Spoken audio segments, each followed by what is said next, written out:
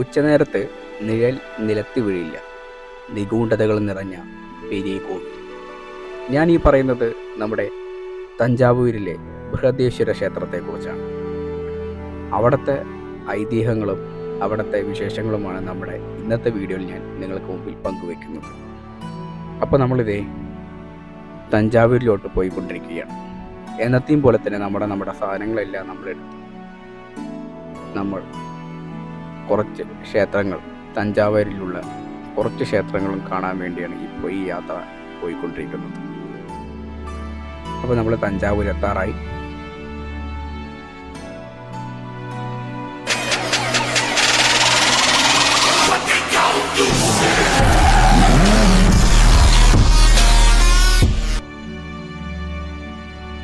ഇതാണ് തഞ്ചാവൂരിൻ്റെ ഫ്രണ്ട് വശം. ഇവിടെയാണ് നമ്മൾ കാറിലൊക്കെയാണ് വരുന്നതെന്നുണ്ടെങ്കിൽ വണ്ടിയെല്ലാം പാർക്ക് ചെയ്യുന്ന പ്ലേസ്. കണ്ടില്ലേ, നല്ല വിശാലമായ കാർ പാർക്കിംഗ് ഇവിടെയുണ്ട്. ഇനിയിപ്പോൾ ഇവിടെ ഫുള്ളായി എന്നുണ്ടെങ്കിൽ തന്നെ കുറച്ച് മുമ്പോട്ട് ഒരു 1 കിലോമീറ്റർ മുമ്പോട്ട് പോയാൽ അവിടെയും വലിയൊരു കാർ പാർക്കിംഗ് ഏരിയ തന്നെ ഇവിടെയുണ്ട്.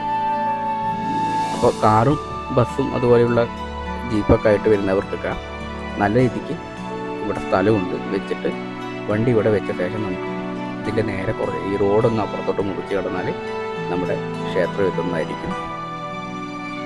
അപ്പോൾ നമ്മൾ നമ്മുടെ കാർ അവിടെ പാർക്ക് ചെയ്തിട്ട് അതിന് ശേഷം മുമ്പോട്ട് നടന്നു.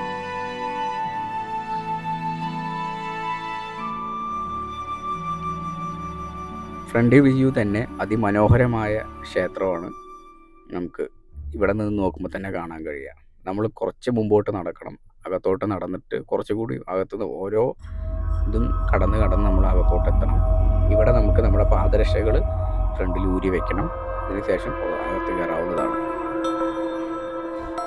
ഇനി നമുക്ക് ഈ ക്ഷേത്രത്തിനെ കുറിച്ച് കുറച്ച് കാര്യങ്ങൾ നിങ്ങൾക്ക് മുമ്പിൽ ഞാൻ പറയാം.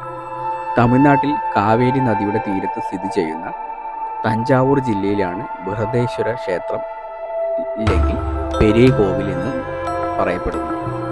രാജരാജേശ്വരം എന്നും ഈ കോവിൽ പറയുന്നുണ്ട്. ചോള രാജവംശത്തിലെ പ്രമുഖനായ രാജരാജ ചോഴൻ AD 985 തുടങ്ങിയ ക്ഷേത്ര നിർമ്മാണം 1013 പൂർത്തിയായത്. ശിവനാണ് ഇവിടുത്തെ പ്രധാന പ്രതിഷ്ഠ. പരമശിവനെ ലിംഗരൂപത്തിലാണ് ഇവിടെ പ്രതിഷ്ഠിച്ചിരിക്കുന്നത്. ദക്ഷിണേന്ത്യയിലെ ഏറ്റവും ഉയരം കൂടിയ ഈ ക്ഷേത്രത്തിനൊപ്പം 216 അടി ഉയരവും 14 നിലകളുമുണ്ട്. ഇത് ഏകദേശം ഒരു 12 വർഷം കൊണ്ടാണ് ഇവർ പണി തീർത്തുന്നതാണ് അറിയപ്പെടുന്നത്. പിന്നെ ഈ ക്ഷേത്ര ഗോപുരത്തിൻ്റെ എല്ലാ ഭാഗങ്ങളിലും കൊത്തുപണികൾ ചെയ്തിട്ടുള്ളതിലെല്ലാം നമ്മുടെ ചോള രാജാക്കന്മാർ നടത്തിയ വീരസാഹസിക പോരാട്ടങ്ങളും അവരുടെ കുടുംബ പാരമ്പര്യവും ഇവിടെ തന്നെ ചിത്രീകരിച്ചിട്ടുണ്ട്. 81 ടൺ ഭാരമുള്ള ഒറ്റക്കല്ലിൽ നിർമ്മിച്ചതാണ് ഈ ക്ഷേത്രത്തിൻ്റെ മകുടം. ഗോപുരത്തിനു മുകളിൽ സ്ഥിതി ചെയ്യുന്ന മകുടത്തിൻ്റെ നിഴൽ ഉച്ച സമയത്ത് നിലത്ത് വീഴില്ല എന്നാണ് പറയപ്പെടുന്നത്. ഈ ക്ഷേത്രത്തിൻ്റെ മറ്റൊരു പ്രത്യേകത, ഇതിപ്പോൾ വർഷത്തിൽ ഏത് ദിവസമാണെങ്കിലും നമ്മുടെ ആ മകുടത്തിൻ്റെ നിഴൽ നിലത്ത് വീഴില്ല എന്നാണ് പറയുന്നത്. നിറയെ ശില്പങ്ങൾ കൊത്തിയ 2 ഗോപുരങ്ങൾ പിന്നിട്ട് വേണം നമ്മൾ ക്ഷേത്ര വിളപ്പിലോട്ട് എത്താനായിട്ട്. ഗോപുര കവാടങ്ങൾ പിന്നിട്ട് മുന്നോട്ട് നടന്ന് എത്തുക കൂറ്റൻ നന്ദി പ്രതിമ മണ്ഡപത്തിലേക്കാണ്. ഏകദേശം 25 ടൺ ഭാരമുള്ള ഒറ്റക്കൽ പ്രതിമ 16-ാം നൂറ്റാണ്ടിലാണ് നിർമ്മിച്ചത്. ഏപ്രിൽ മെയ് മാസങ്ങളിലായി 18 ദിവസം നീണ്ടു നിൽക്കുന്ന ചിത്തിര ബ്രഹ്മോത്സവമാണ് ഇവിടുത്തെ പ്രധാന ഉത്സവം. അതുകൂടാതെ തന്നെ ശിവരാത്രി, നവരാത്രി, പഞ്ചമി, അഷ്ടമി ഇങ്ങനെയുള്ള ദിവസങ്ങളെല്ലാം ഇവിടുത്തെ ഒരു വിശേഷ ദിവസങ്ങൾ തന്നെയാണ്. അപ്പോൾ ഇത്രയൊക്കെയാണ് നമ്മുടെ ക്ഷേത്രത്തിനെ കുറിച്ച് നമുക്ക് അറിയേണ്ടതായിട്ടുള്ള കുറച്ച് കാര്യങ്ങൾ. ഇനിയും ഒരുപാട് ഐതിഹ്യങ്ങളും പഴമകളും ഈ ക്ഷേത്രത്തിൽ നിഗൂഢതകളും ഒളിഞ്ഞിരിപ്പുണ്ട്.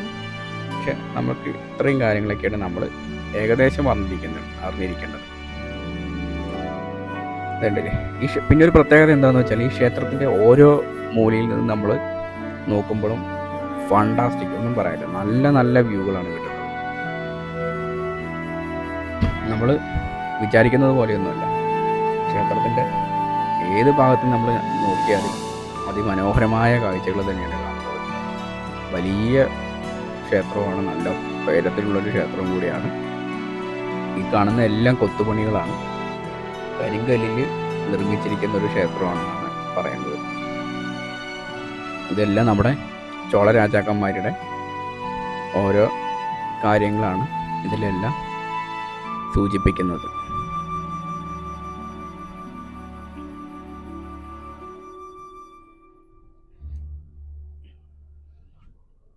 ഈ ശനി ഞായർ ദിവസങ്ങളിൽ തിരക്കുണ്ടാവും. വർക്കിംഗ് ഡേയ്സിൽ പോയാൽ കുറച്ച് തിരക്ക് കുറവായിരിക്കും. മാക്സിമം നിങ്ങൾ പോകുന്നുണ്ടെങ്കിൽ വർക്കിംഗ് ഡേയ്സിൽ പോകാൻ ശ്രമിക്കുക.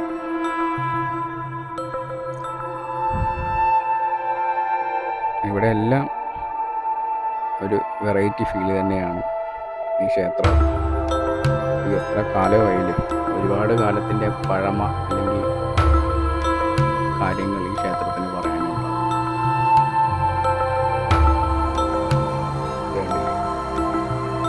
അവിടെയുള്ള ഓരോ സാധനങ്ങളിലും വർക്കാണ് ചെയ്തേക്കുന്നത്. എല്ലാത്തിലും ഡിസൈൻസ് ഉണ്ട്. ഇതെല്ലാം നമ്മുടെ ചോള രാജാക്കന്മാരുടെ വീരശൂര കാര്യങ്ങളാണ് ഇവിടെ കൊത്തിപ്പണി വെച്ചിരിക്കുന്നതാണ് പറയപ്പെടുന്നത്.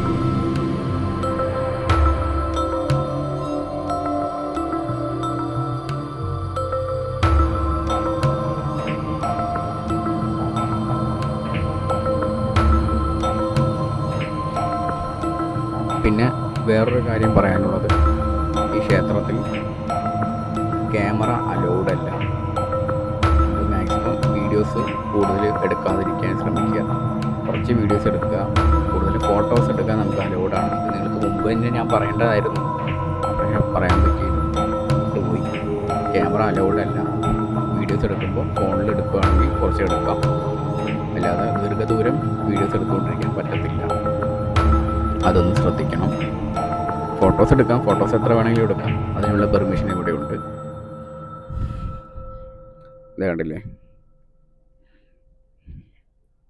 ഇതാണ് നമ്മുടെ മെയിൻ ക്ഷേത്രം.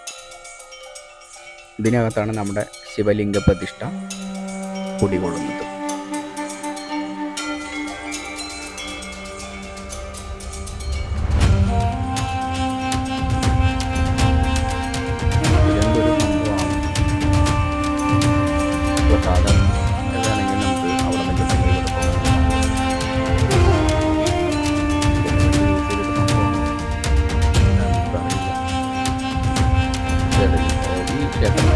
എല്ലാ ഭാഗത്തും ഓരോ ഫിലിം നോക്കുമ്പോൾ നല്ല കാഴ്ചകൾ നമുക്ക് കാണാൻ പറ്റും.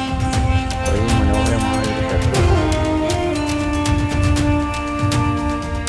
ഈ ക്ഷേത്രത്തിൽ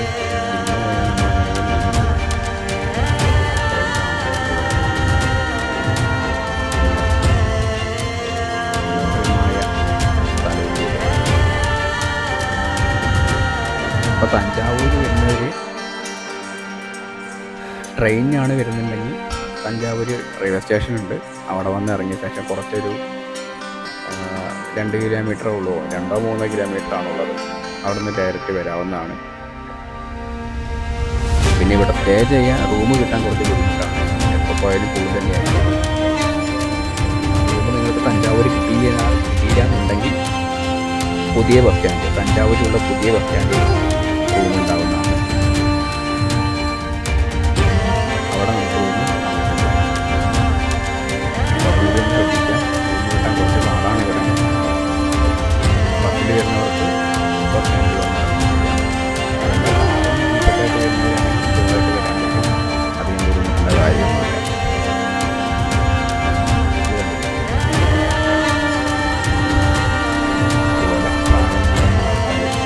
ഇഷ്ടംപോലെ ആൾക്കാർ കാണാൻ വരുന്നുണ്ട്. അതുപോലെ നമ്മുടെ സോഷ്യൽ മീഡിയയിലെല്ലാം ട്രെൻഡിങ് ആയിക്കൊണ്ടിരിക്കുന്ന ക്ഷേത്രം കൂടിയാണിത്, അറിയാലോ.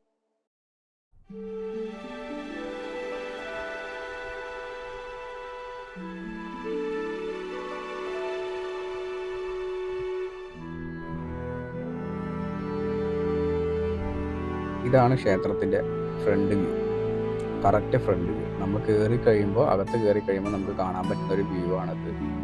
കറക്റ്റ് ഫ്രണ്ട് വ്യൂ ആണിത് ക്ഷേത്രത്തിൻ്റെ. കണ്ടില്ലേ, നല്ല ഭംഗിയാണ്. ഈ കരിങ്കല്ല് കൊത്തി പണിത് കൊണ്ട് തന്നെ അത് കാണാൻ തന്നെ നല്ല ഭംഗിയാണ്. വെയിൽ വരുമ്പോഴാണ് കുറച്ചുകൂടി ഭംഗി ഇതിന് കൂടുന്നത്. ഇത് ക്ഷേത്രത്തിൻ്റെ ഫ്രണ്ട് വശത്ത് നമുക്ക് ഇരിക്കാൻ പറ്റും കുറച്ച് നേരം. അപ്പോൾ അവിടെ ഇരുന്നിട്ടുള്ള വ്യൂ ആണ് നിങ്ങൾക്ക് കാണിച്ചു തരുന്നത്. ഇവിടെയും അതുപോലെ ഓരോ ആചാരങ്ങൾ ഇങ്ങനെ നടന്നുകൊണ്ടിരിക്കുന്നുണ്ടായിരുന്നു.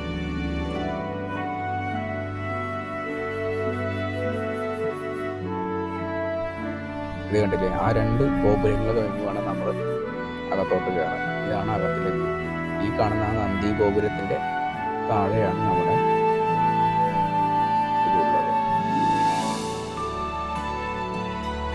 ആ നന്ദി ഗോപുര മണ്ഡപത്തിലാണ് പരിപാടികൾ അവതരിപ്പിക്കുന്നത്.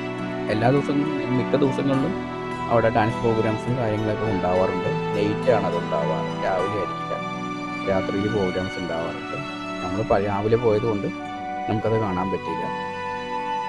അപ്പോൾ ഗൈസ്, അപ്പോൾ നമ്മുടെ തഞ്ചാവൂർ ബൃഹദേശ്വര ക്ഷേത്രത്തിൻ്റെ വിശേഷങ്ങളാണ് ഈ വീഡിയോയിൽ ഞാൻ പങ്കുവെച്ചത്. അപ്പോൾ നമ്മൾ ആ ക്ഷേത്രത്തിൽ നിന്ന് ഇറങ്ങുവാണ്. അപ്പോൾ ഒന്നും പറയാനില്ല, നല്ലൊരു ക്ഷേത്രമാണ്. എങ്ങനെ ആരാണെങ്കിലും തഞ്ചാവൂർ വരുമ്പോൾ ഈ ക്ഷേത്രം കാണാൻ ശ്രമിക്കുക. നമ്മുടെ തഞ്ചൈ കോട്ട എന്തായാലും കാണണം. അത്രയും നല്ലൊരു ക്ഷേത്രമാണത്. എനിക്ക് ഒരുപാട് മെമ്മറീസ്, അല്ലെങ്കിൽ ഒരുപാട് ആസ്വദിക്കാനും കുറേ നേരം നമുക്ക് റിലാക്സ് ചെയ്യാനും പറ്റിയൊരു ക്ഷേത്രമാണിത്. അപ്പോൾ ഇത് നമ്മൾ ഇറങ്ങി, ഏതാണ് ഫ്രണ്ട് വ്യൂ. നമ്മൾ 2 ഗോപുരങ്ങളും താണ്ടി പുറത്തോട്ട് ഇറങ്ങി. ഇവിടെ നമ്മൾ നമ്മുടെ ചെരുപ്പെടുത്തു. നമ്മുടെ ചെരുപ്പ് ഇവിടെയൊക്കെ നമ്മൾ അഴിച്ചിട്ട് വേണം അകത്ത് കയറാൻ. അതിനുശേഷം നമ്മൾ തിരിച്ച് പോവുകയാണ്. ഇവിടെ എല്ലാം കച്ചവടക്കാരൊക്കെ ഉണ്ടാവും, കച്ചവടക്കാരും. അപ്പോൾ പെൺപിള്ളേരൊക്കെ വരുവാണെന്നുണ്ടെങ്കിൽ പൂവ് മേടിക്കണമെങ്കിൽ ദൂരെയൊന്നും പോകണ്ട, ഫ്രണ്ടിൽ തന്നെ പൂവെല്ലാം വിൽക്കുന്നുണ്ട്. അവിടെ നിന്ന് മേടിക്കാവുന്നതാണ്. അതിനുശേഷം നമ്മളിത് റോഡ് മുറിച്ച് കിടന്ന് അപ്പുറത്തോട്ട് പോകാം. അപ്പോൾ ഗൈസ്, എൻ്റെ അടുത്ത വീഡിയോയിൽ നമുക്ക് കാണാം. അപ്പോൾ തഞ്ചാവൂരിലെ വിശേഷങ്ങളും ഇനിയും ഉണ്ട് പറയാനായിട്ട്. അപ്പോൾ അടുത്ത വീഡിയോയിൽ കാണുന്നവരിക്കും എല്ലാവർക്കും ബൈ.